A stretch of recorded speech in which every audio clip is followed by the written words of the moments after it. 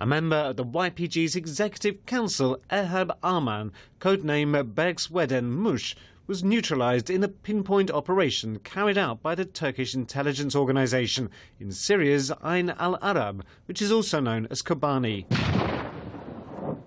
Terrorist Arman was a member of the YPG, the military wing of the PYD terrorist organization. Arman joined the PKK in 2013 in eastern Turkey's Muş province and carried out armed activities in the terrorist organization's name. He also took part in many acts targeting Turkey. Arman then went on to Syria and worked on recruiting personnel in Ain al-Arab for the PKK's Syrian offshoot, the YPG. According to security sources, Arman, who was appointed as a tunnel and positioning officer in the region, was planning to defend the organization against possible military operations by Turkey. Since 2016, Turkish security forces have been conducting preemptive strikes in cross-border operations in order to eliminate threats before they come within the Turkish border. Turkey's Defence Minister Hulusi Akar said on Monday that since the 24th of July 2015, nearly 35,500 terrorists have been neutralized, both within and across the border. In this regard, we have been fighting more actively against terrorism. 34,951 terrorists have been killed on field, be it in our borders or across our borders. And January 1st, 2021, we see in that last couple 6-7 months, 600 or so have been neutralized. Turkish Defense Minister Hulusi Akar says the U.S. will hold a technical meeting regarding the F-16 deal on the 15th of August.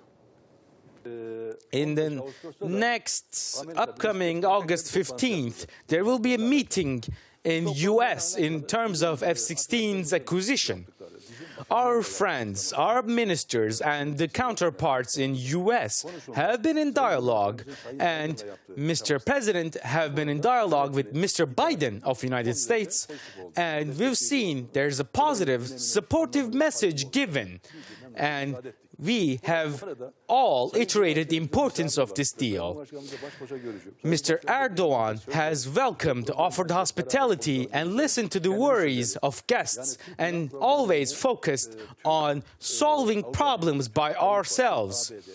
It is not a Turkish NATO or Turkish European Union or a Turkish European problem, but in spite, in such a short time, in US Congress, Greeks have come forward and against diplomacy and the tradition of diplomacy, against bilateral ties of countries, they shouted, "Don't sell them jets."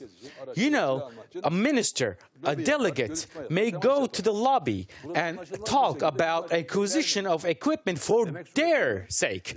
They don't go out and say, "Don't sell it" instead.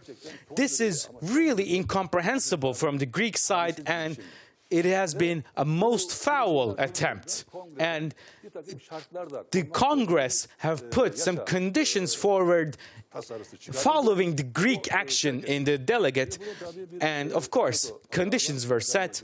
There's also a White House step, a Senate step to these.